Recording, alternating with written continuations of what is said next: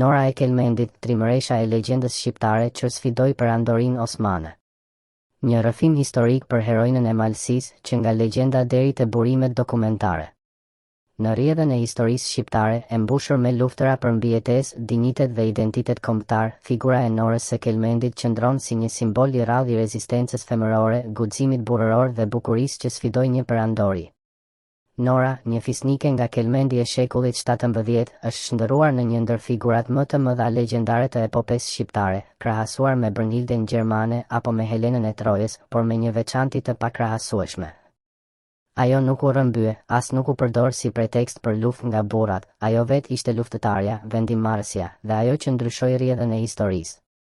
Një lindje e refuzuar, një vajzë e stërvitur si djalë. Sipas legjendës, Nora lindi në një familje fisnike malsore në zemrën e Kelmendit, në një kohë kur ndodhej në kulmin e përplasjes me perandorinë osmane.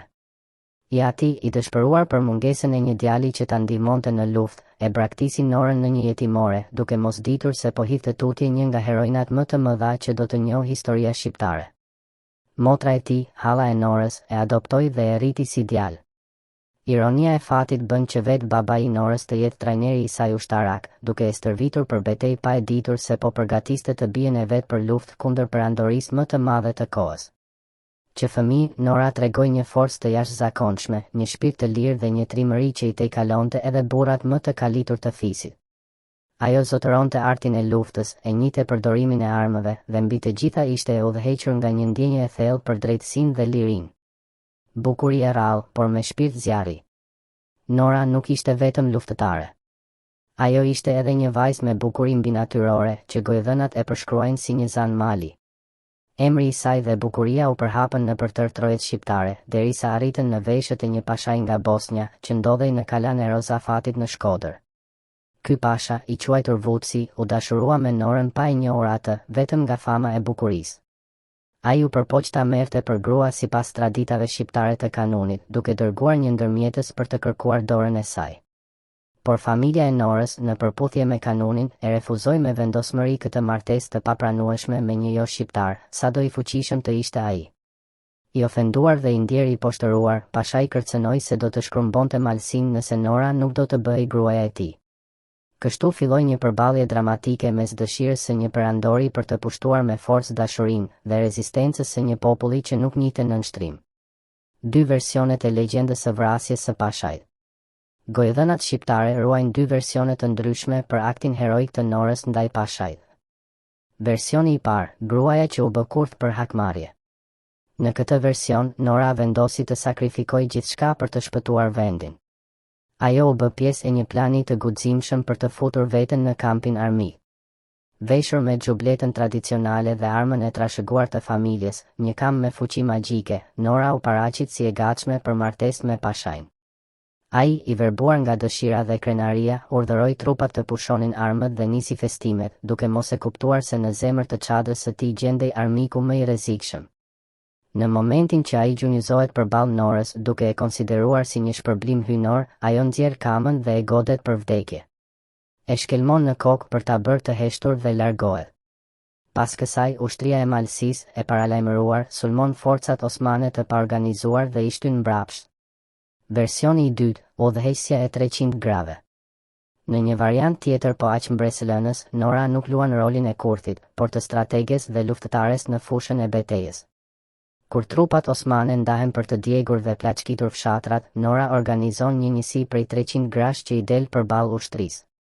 Në një duel të drejtë përballë Vuci Pashës, ajo e vret atë duke dëshmuar se guximi, mençuria dhe vendosmëria e një gruaje mund të shembin një strukturë pushteti që mbështetej mbi arrogancën, forcat ushtarake dhe dhunën.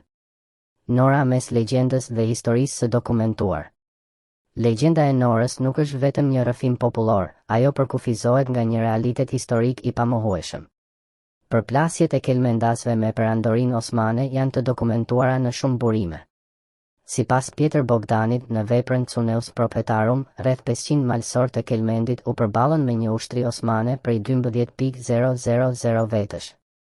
François Lenormand përmend një përballje edhe më dramatike, 900 kelmendas përballë 30.000 trupave osmane, me betejën kulmore në vitin 1638. Sipas një burimi tjetër të rëndësishëm, Atifa Arcangelo da Salto. Në veprën e tij të vitit 1722 përshkruan një tjetër betejë ku 700 kelmendas përballuan një fuqi të madhe osmane dhe shkaktuan 4.000 viktima. Këto të dhëna historike e mbështesin përmbajtjen e legjendës, edhe pse nuk e përmendin drejt për drejt Norën. Megjithatë, fakti që gratë përmenden si pjesëmarrëse në luftë i jep legjendës një bazë reale. Nora përfaqëson mishërimin e një figure kolektive të guximit femëror në një shoqëri të ashpër patriarkale, që përballoi valët e pushtimit dhe nuk pranoi ti përkulet dhunës. Trashëgimia e Norës, më shumë se një heroin. Sot, Nora e Kelmendit nuk është vetëm një figurë e rrëfyer nëpër oda e legjenda. Ajo është pjesë e ndërgjegjes kombëtare shqiptare, një model frymëzimi për brezat, sidomos për gratë që luftojnë ende për barazi, për dinjitet dhe për zërin e tyre në një botë ende të dominuar nga struktura të padrejta. Figura e Norës është një përkujtim i asaj që ndodh kur guximi personal takon nevojën kolektive për mbijetesë. Është një histori e një gruaje që nuk e la fatin të imponojë, por e ndërtoi atë me kamën në dorë dhe me mendjen e kthjellët. Nora e Kelmendit është më shumë se një emër në analet e historisë, ajo është një akt revolt, një simbol i krenarisë dhe një dëshmi e shpirtit shqiptar që nuk thyet, sado i pushtuar të jetë. E mbështetur nga dokumente historike dhe ushqyer nga gojëdhënat, ajo mbetet një grua që u bë legjend jo sepse u desh, por sepse vendosi të mos i përkulej askujt. Shqipëria i përket grave si Nora, të heshtura në librat zyrtar, por të gjalla në zemrat e popullit.